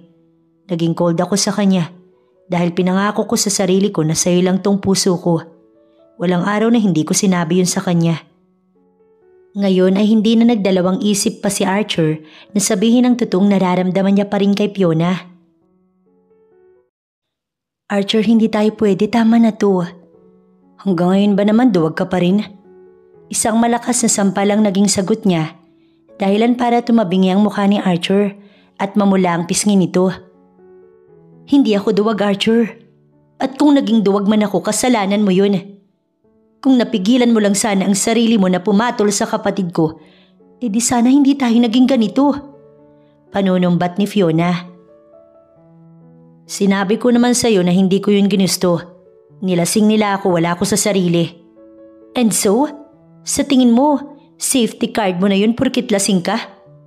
Alam mong gusto ka niya. Sinabi kong layuan mo ang kapatid ko kasi alam kong gagawin niya ang lahat. Masira lang tayo. Gustong gusto ko, Fiona. Pero kapag hindi ko siya pinapansin o kapag alam niyang umiiwas ako, ikaw yung pinahihirapan nila. Lumuluhang hinaplos ni Fiona ang mukha ni Archer. Kaya ko namang tiisin yun eh. Ang hindi ko lang kayang tiisin, yung ginawa mong pakikipagrelasyon sa Ate Sarah ko. Wala kaming relasyon, Fiona. Wala kaming naging relasyon. Basta na lang yun nangyari. Pinikot niya ako. Alam mo ba kung bakit hindi ako tumanggi na makipag-dinner that night? Kasi sinabi ng mami mo na hindi niya babayaran ng tuition fee mo sa college, kaya napilitan ako. Kasi nga hindi pwedeng mabigo sila, di ba? Gusto mong maging proud sila sa'yo. Natigilan si Fiona. Anong sinasabi mo? Hindi yan ang sinabi nila sa akin. Ang sabi nila, Choice mo makipag-dinner kay Ate Sara at maglasing. Wala silang sinabi sa akin na hindi nila babayaran ng tuition ko dahil nga sa graduating na ako. Malala ang ina mo, Fiona. Napakasama nilang mag-ina. At sa palagay ko hindi yun alam ng ama mo dahil nga busy ito sa business. Napakasama niya. Bakit ba ibang trato niya sa akin? Bakit? Hindi na napigilan ni Fiona ang mapahagulgol dahil sa sama ng loob niya. Ginawa ko naman lahat para maging proud sila. Pero si Ate Sara pa rin ang nakikita nila. Ang buong akala ko, mamahalin niya rin ako tulad kung paano niya mahalin ang ate ko. Pero in the end, basura pa rin ako para sa kanya. Naramdaman na lamang ni Fiona ang yakap ni Archer. Hindi na ako papayag na malinlang pa ulit nila tayo. Mahal pa rin kita, Fiona. Walang nagbago sa pagmamahal ko. Mas lalo lang kitang minahal. Kung alam mo lang ang pangungulila ko simula nang lumayo ka.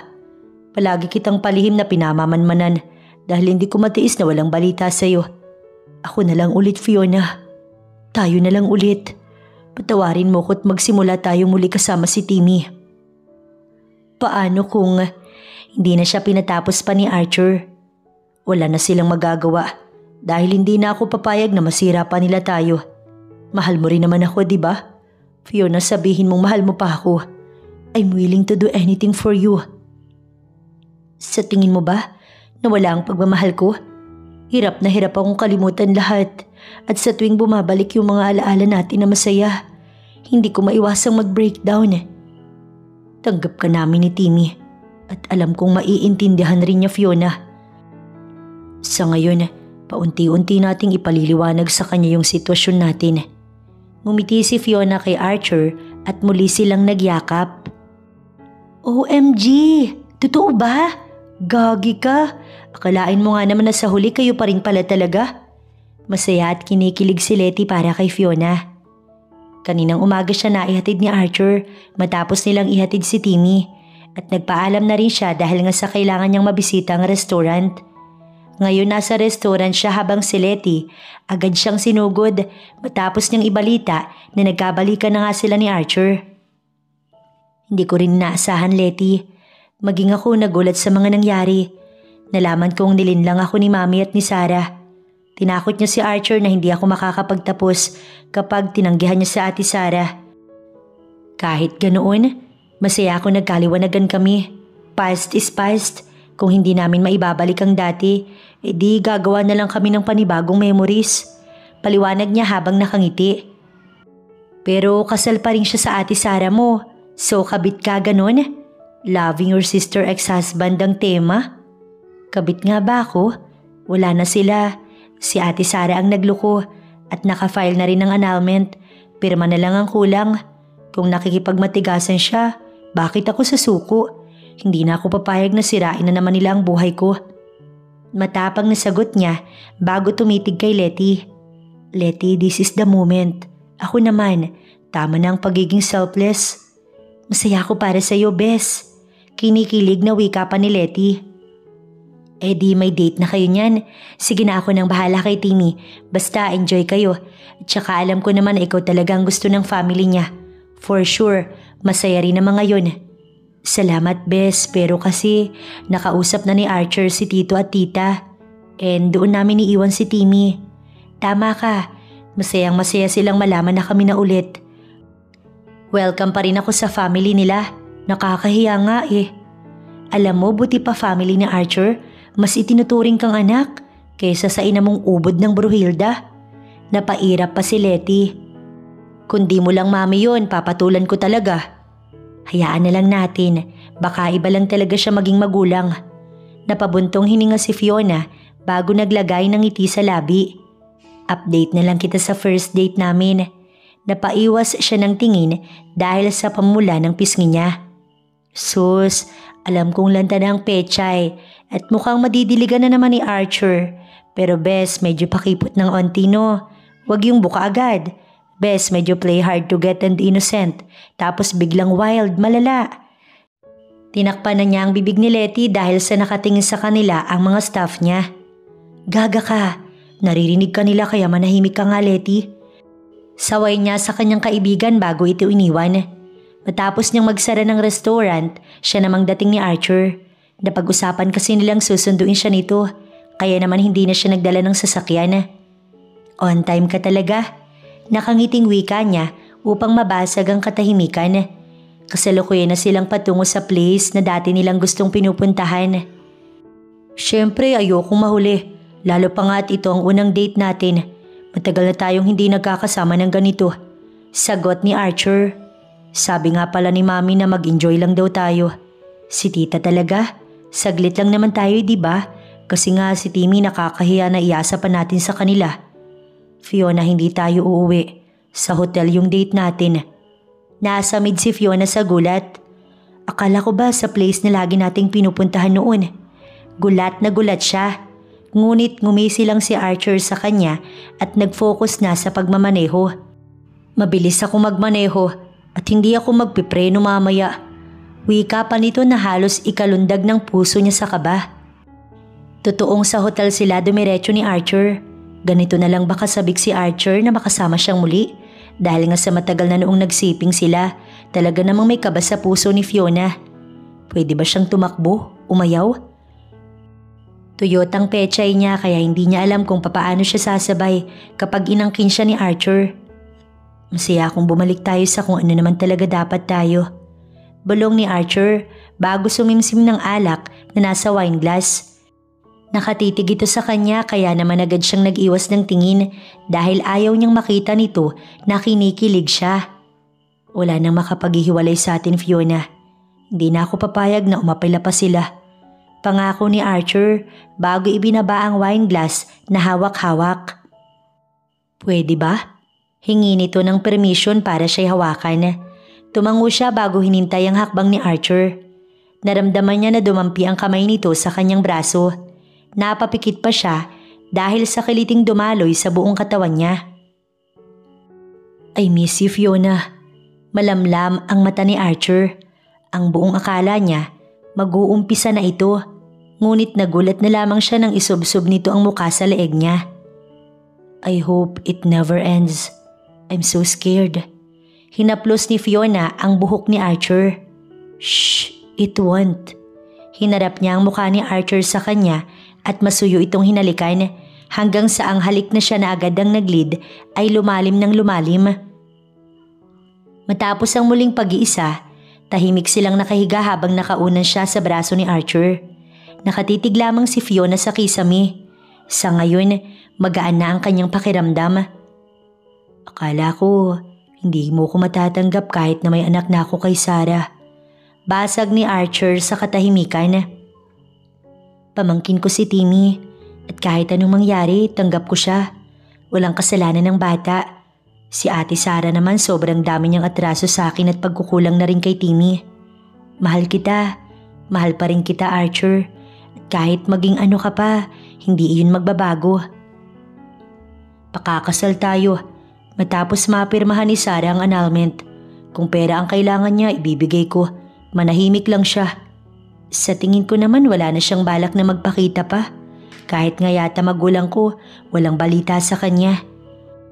Ang magdamag nila ay naubos sa pagkukwentuhan. Maaga rin silang nag-check out sa hotel dahil sa ayaw ni Fiona na matagal iwanan si Timmy. Nag-enjoy ba ang new couple? Sa lubong ng ina ni Archer. Mom, stop saying those words. Nahihiya si Fiona. Ayos lang po tita, don't mind him. Napairap si Fiona kay Archer dahil sa pagiging rude nito sa ina. Si Timmy po pala, kamusta? Masaya naman siya dito, don't worry. Ano na bang balak ninyo after nitong date nyo? Official na bang nagbalikan kayo or dating stage pa lang? Curious na tanong ng ina ni Archer. Mom. Yes po tita, kami na po ulit ni Archer. Bigla na lamang napasulyap si Archer sa kanya na namumula ang muka. Ay sus, kinikilig ang Archer namin. Tignan mo iha, pitikin mo nga ang betlog ng matauhan. Natawa na lamang si Fiona habang si Archer kilig na kilig pa din. Kinuha na nila si Timmy dahil sa may pasok na ito kinabukasan. Kaya naman tapos na ang happy days nila at back to normal na ulit.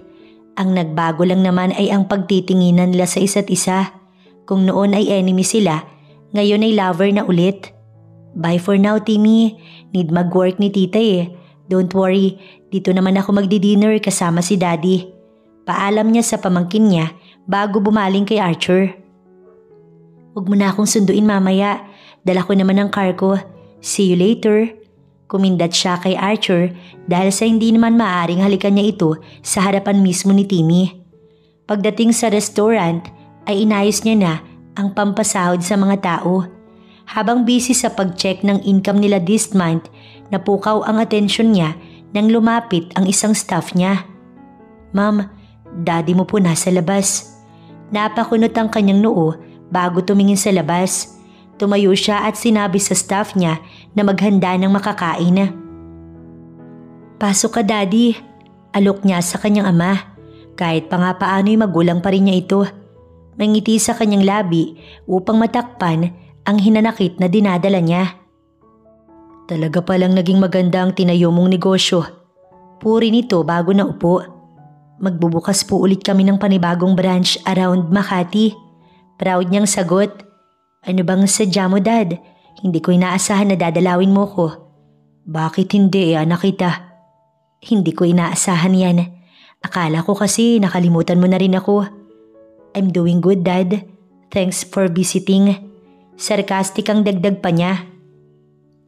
Hindi pa man hindi na fair ang ina mo. At alam kong masakit yon, Fiona. Busy ako sa trabaho at walang pakialam sa paligid. All I want is more business equivalent to more money. Hindi na ako umaasa. Maging ikaw, favorite mo sa Ate Sarah. May kamalian ako. I admit it. Hinadlangan ko kayo ni Archer dahil ayaw ko sana magkalamat kayong magkapatid. But I'm wrong. Matagal na pala kayong may lamat. Hindi ko napigilan ng ate mo na maging desperada. Dahil sa kapabayaan ko, lumala sila ng ina mo. Hinayaan kita na gumawa ng desisyon para sa sarili mo. Kasi gusto kong maging malakas ka. At hinayaan kitang masaktan para matuto ka. May isang tanong lang po ako. Umaagos na ang luha ni Fiona. Anak niyo ba talaga ako? Hindi ba ako ampon? 'Cause I wish I was. Garalgal ang kanyang boses. Hindi ka ampon. Kaya nga nagtataka ako kung bakit kahit konting awa, wala man lang maipakita ang ina mo. I ignored it, pero hindi ko maiwasang mapatanong. May ina palang gaya niya na kayang tiisin ng isang anak. Hindi ko to sinasabi para lumaki ang ulo mo, pero palagi kami nag-aaway. Simula nang kampihan niya si Sarah tungkol kay Archer. And I just want you to know na matagal nang nakafile yung annulment namin ng mami mo. Hindi ko na kaya makisama sa kanya. I'm so sorry. Hindi makapagsalita si Fiona. I just want you to know na matagal na akong proud sa'yo, anak. Ngumiti ang ama niya bago tumayo. Kung may pag-asa pa kayo ni Archer this time, go for it. Dad? Mahigpit niyang niyakap ang kanyang ama habang humahagulgol. Mukhang masaya ka, sir. Puna ni Kim ang sekretary ni Archer. Masaya talaga siya dahil sa naging palitan nila ni Fiona ng sweet message. Ilang araw na silang sweet at daig pa ang mag-asawa. Sa kanila na rin natutulog si Fiona kaya sabay-sabay na silang nagdi-dinner. Naikwento na rin sa kanya ni Fiona na naging maayos na silang mag-ama kaya masaya siya para sa kanyang nobya. Mukha bang sobrang saya ko? Tanong niya kay Kim habang nagpapapogi. Sir, mukha po kayong humithit ng happiness kasi kahit po kumakain ka napapangiti ka po. Nakangiting sagot ni Kim kaya naman inayos niya ang kanyang sarili. Alright, time to work. Enough chismis for today. At siya nga pala Kim, pakihinapan naman ako ng magandang place. Yung romantic place para sa couples. Good din siya sa proposal. Sure sir, I got you. Asahan ko yan Kim. Kapag nagustuhan niya, isang buong taon na sweldo mo ang bonus mo sa akin. Sa gulat naman ito, agad itong naghanap. Natapos ang maghapon, excited na naman siya na masilayan si Fiona. Agad siyang naghanda ng dinner habang hindi pa nakakauwi ang magtita. Ang paboritong ulam ni Fiona ang kanyang niluto. Asim, wika pa niya habang kinikilig-kilig ng tikman ng sabaw ng sinigang. Matapos magluto'y tinawagan niya si Fiona na agad naman itong sinagot. Bakit? Tampo na ako. Wala man lang hello and I miss you. Maktol niya pa. Pauwi naman na kami, nagtatampo ka pa. May dala pala akong ulam. Bago sa menu namin, gusto kong ipatikim sa'yo. I can't wait to taste you. Your menu. Mapang-akit pa niyang sabi habang natatawa. Loko ka, sige na. Malapit naman na kami. Prepare mo na ang dinner. Love you. Nabawi ang tampo niya dahil sa biglaang pagpapakilig ni Fiona sa kanya. Masaya siyang nagready nang may bumusina sa labas. Akala niya sila Timmy, kaya naman masaya pa siyang lumabas upang buksan ang gate. Ngunit naglaho ang ngiti niya sa labi nang makilala kung sino ito. Sarah? Miss me? Malanding tanong nito bago siya akmangahalikan ng pigilan niya ito. Hindi niya inaasahan kung kailang masaya na sila ni Fiona, tsaka naman ito lilitaw. Hindi mo ba ako aalukin man lang na pumasok? What are you doing, Sarah? Tapos na tayo. At wala sa iyong custody ni Timmy. Actually, ayos na rin to para mapag-usapan natin yung sa annulment. Natawa si Sarah. Forget that. Bumalik ako because of you and Timmy. Hindi ko pala kayang mawala kayo sa akin. Mahal pa rin kita, Archer. Nagsusumamo si Sarah. I'll do anything for you. Patawarin mo lang ako. You think it's easy to do that? Hindi kita mahal, Sarah. At lalong hindi kita minahal. Si Fiona lang naman ang laman ng puso ko at hindi mo kayang palitan si Fiona. Masama ang titig niya kay Sarah. Wala na bang pera ang lalaki mo? Is that what you need from me? Sige, bibigyan kita ng pera. Sign the annulment papers and be happy. Magsasalita pa sana si Sarah nang biglang dumating si Fiona at Timmy. Kaya ba ayaw mo na? Kasi kabit mo ang kapatid ko. Ibinabahay mo na siya? Gulat na napatitig si Fiona sa ate niya na sa loob ng ilang taon, hindi niya nasilayan. Ngayon na lamang niya ulit ito nakita. Ano? Totoo ba? Hindi kayo makasagot ng mga buwisit kayo? Agad na tinakpan ni Fiona ang tenga ni Timmy. Pinilit niyang ikalma ang kanyang sarili. Timmy, go to your room na muna, pwede ba? Susunod ako after kong kausapin si Mami Sarah. Pakiusap niya sa kanyang pamangkin. Napakabait na bata ni Timmy, kaya naman agad itong sumunod. Ngayon ay maaari na siyang sumagot at dumipensa. Hinarap niya si Sarah. Sa tagal mong nawala, nag-expect ka na ikaw pa rin? Patawa ka ba, ate? Iniwan mo sila. Iniwan mo si Timmy. Tapos ikaw pa itong... Nahinto siya dahil sa pagsabat ni Sarah. Kaya ba inahas mo na ang asawa ko kasi wala ko? Gaga ka pala eh. Napakalandi mo rin talaga noon pa, no? You just wait for the right timing bago mo siya landiin, Fiona. Hindi alam ni Fiona kung saan ba nanggagaling ang kapal ng mukha ni Sarah para pagsalitaan siya. Inahas ko? Are you sure, ate? Sino bang nang agaw sa atin? Sino yung naging desperada? Mapikot lang yung BF ko. That's you, ate. Una pa lang, hindi na ikaw ang mahal niya. Ako ang mahal ni Archer. We love each other. Alam mo yan, sinabi ko sa'yo yan. Pero pinili mo pa ring traidorin ako. Have you lost your mind? Iniwan mo sila ni Timmy para sa lalaki mo and now babalik ka na para bang ang linis-linis mo? Impokrita ka. Hindi na napigilan ni Fiona na magtaas ng boses. Kung mahal ka niya, bakit nakipagtalik siya sa akin? We made love, Fiona. So stop acting like you know everything. Minahal niya ako, hindi lang niya masabi. I don't love you, Sarah. Stop daydreaming. Pambabara ni Archer na ikinasama ng tingin ni Sarah. Plinano mo lahat, ate. Pinikot mo siya. Napangisi si Fiona. Hindi na ako natatakot sa inyo ni Mami. Magsama kayo. Hindi na ako papayag na makialam na naman kayo. No! Malandi kang buwisit ka. Akmang sasampalin na siya ni Sarah nang unahan niya ito. Isang malakas na sampal ang kanyang ginawad. Para magising ka sa katotohanan na ako talaga ang mahal niya, una pa lang. Madiing wika ni Fiona. Alis na dahil wala ka nang babalikan. Hindi ako papayag. I will tell this to Mom at magsasampa ako ng kaso. Mga walang ya kayo. Asawa mo pa rin ako, Archer, at hindi kita isusuko. Umalis na si Sarah na masama ang loob. Si Fiona naman, napabuntong hininga bago tumingin kay Archer. She's back.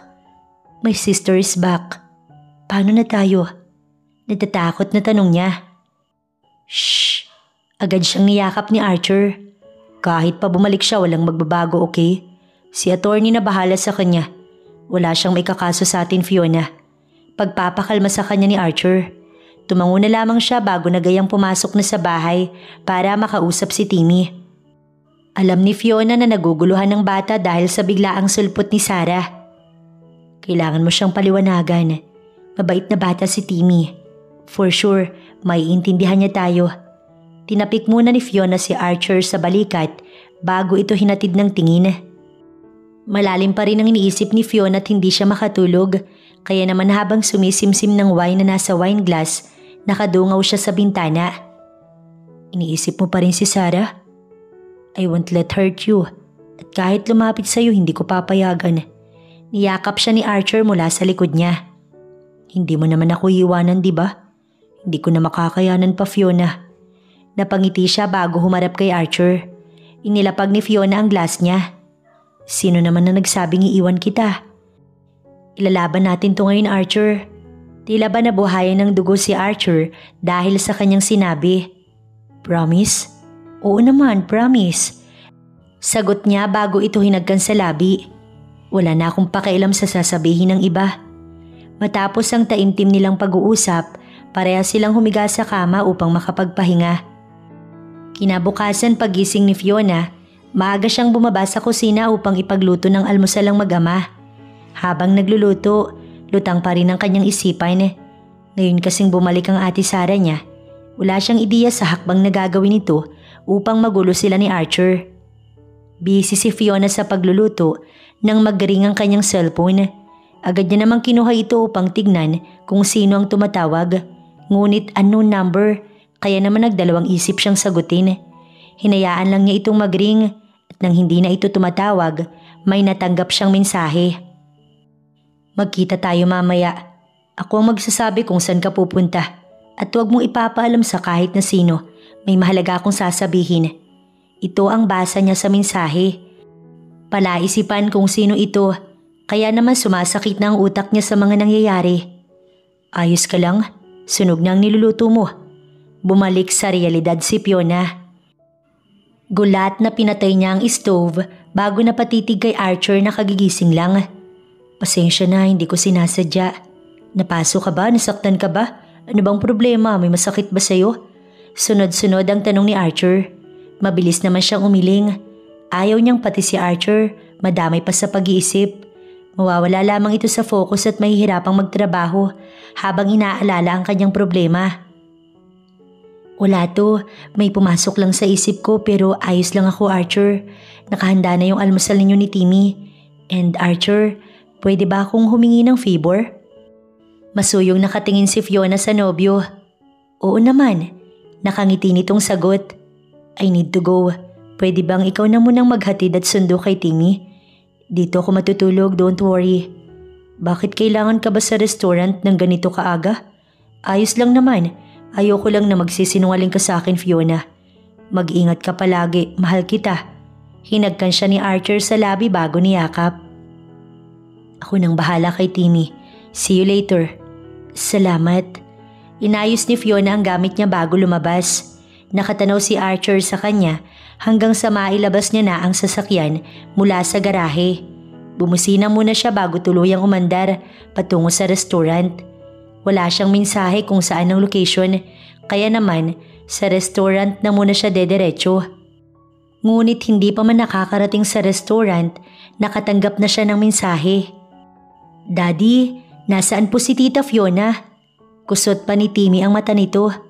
Umalis na anak dahil may importante siyang pupuntahan. But don't worry, dahil dito siya matutulog at sabay-sabay tayong magdi-dinner. Paliwanag ni Archer sa anak niya. Miss ko na po agad si Tita. Napangiti si Archer. Ang mami mo ba anak? Bumalik na siya. Pero bakit parang hindi mo naman siya gustong makita? Maingat na tanong niya sa bata. Naisip ko lang po na ikaw lang naman at si Tita Fiona pati sila Lola ang nag-aalaga sa akin. Wala po si Mami at kahit naman po nandito siya, lagi lang siyang nakatutok sa cellphone. Hindi niya po tayo inaalagaan. Bata pa si Timmy para maintindihan ng lahat, pero sa murang edad, nakaranas na ito ng broken family. Nasasaktan si Archer, ngunit ayaw niyang ipakita sa anak niya na may kahinaan siya dahil sa ngayon malakas ito dahil sa kanya. Anak, matatanggap mo ba si Tita Fiona bilang mami mo? Ayos lang anak kahit anong maging sagot mo at normal lang din na maguluhan ka. Mahal mo po ba si Tita Fiona? Napayuko si Archer bago tumango. Hindi niya kayang ipakita sa anak niya na siya ay lumuluha. Mahal na mahal ko si Tita Fiona anak. Pasensya ka na kung nabigo kita. Daddy, basta po masaya ka. Niyakap siya ni Timmy. Gutom ka na ba? Pag-iiba ni Archer sa usapan nila habang palihim na tinutuyo ang kanyang luha. Tumango naman ito habang nakangiti kaya agad niyang ipinagsandok si Timmy.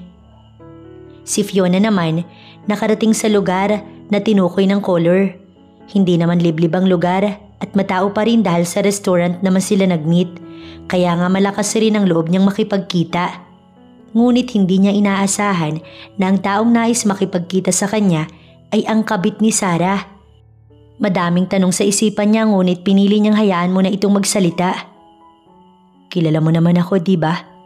Marvin, syempre naman sino bang hindi? Ikaw yung nagtanan sa ate ko. Tanan? Plano namin yun matagal na. Sige ganito na lang, hindi na ako magpapaligoy-ligoy. Alam ba ni ate Sarah to? Curious na tanong ni Fiona. Bakit ba out of nowhere nagpakita ka sa akin? Anong kinalaman ko sa relasyon ninyo? Ayaw mo bang malaman ng lahat? Ang katotohanan? Pagkakitong tumawa. Baka pag nalaman mo, mas maunawaan mo lahat. Alam kong kailangan mo ng pera para sa pag-aadik mo. Ayoko makipaglokohan sa'yo. Ako lang ba ang adik? Bakit kaya hindi mo itanong sa ate mo kung sino ang sinusuplayan ko? Malamang mami mo. Adik yun eh. Nanlaki ang mata ni Fiona. Paano nga? Kaya nga siguro nag-iba ugali niya kasi dahil sa bawal na gamot na pumapasok sa utak niya. Pero hindi lang naman yun. Alam mo ba ang BF mo palang si Archer? May relasyon na kami ng ate mo. Sayang lang at binalikan niya ang Archer na yun. Kaya kami humantong sa ganito. Sabihin mo na kasi. Hindi nila anak si Timmy. Anak ko si Timmy kaya wala talaga silang anak ni Archer. Ipinaako lang niya kay Archer dahil sa mahal niya ito at ayaw niyang maging masaya katapos siya ay magdurusa. Kamuntik pang matumba si Fiona sa pagkakaupo dahil sa kanyang nalaman. All these years kasinungalingan lang pala ang lahat. Sinira lang talaga sila ni Sarah para sa pansarili nitong kapakanan at talagang nagawa nitong gamitin ng anak para lang dun. Tutup ni Fiona ang bibig niya upang pigilan ang pag-iyak, ngunit hindi niya kaya. Hindi niya kayang hindi ibuhos lahat ng luha. Napadukdok si Fiona sa manibela niya habang patuloy lang sa pag-iyak. Ilang minuto siyang ganito nang maisipan niyang tawagan si Letty. Girl, anong nangyari? Bakit ka umiiyak? Bes, kinakabahan ako. Sunod-sunod na wika ni Letty dahil wala siyang maisabi at patuloy lamang sa pag-iyak. Bes, kalma. Bes, hindi pala nagtaksil si Archer sa akin kahit noon pa man. Hindi sila nagkaanak ni Ate Sarah. Ha? Paano? Si Timmy, Bes. Litong-lito si Letty. You mean, pinaako lang niya si Timmy kay Archer? OMG, baliw talaga yung Sarah na yun. Bes, naawa ko sa bata. Napakasama nila ni Mami para gawin to. At alam kong nag-aadik si Mami. Palagay ko, alam na ito ni Daddy. Ayaw lang niya na tuluyang mawala ang respeto ko kay Mama. Wala akong masabi, Bes. Napakagrabe nila para gawin ang bagay na yun. Gusto mo bang puntahan na kita dyan? Baka hindi mo pa kayang magmaneho, Bes. Nag-aalalang alok ni Letty na hindi niya pinayagan. No, I'm fine. Kaya ko to, Bes. At kung may tatapos man dito, dapat ako yun. Tumawag ka na lang ng pulis para ma-report si Mami. Kailangan niyang managot. At para kay Sarah, ito na ang katapusan ng masama niyang balak. Matapang na wika niya bago ibinaba ang tawag. Isang minuto muna niyang pinakalma ang kanyang sarili bago nagdesisyon na pumunta na sa bahay ng kanyang ina.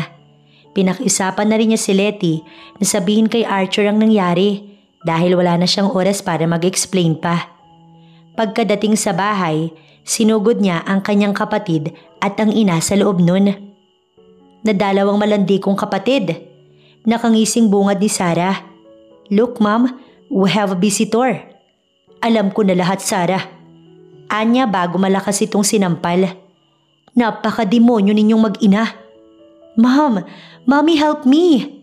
Sigaw ni Sarah, kaya agad namang lumabas ang kanilang ina. "What are you doing to my daughter?" Sigaw nito bago siya tinulak upang bitawan niya si Sarah. Pagak siyang tumawa. "Alam ko naman na ayaw mo kong ituring na anak mo. Sana lang wala nang inang kagaya mo. At nagsisisi akong iniluwal pa kita.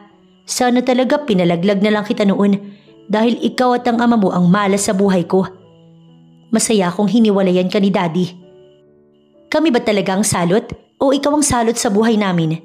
Adik ka, kaya luto na yung utak mo. At ikaw?"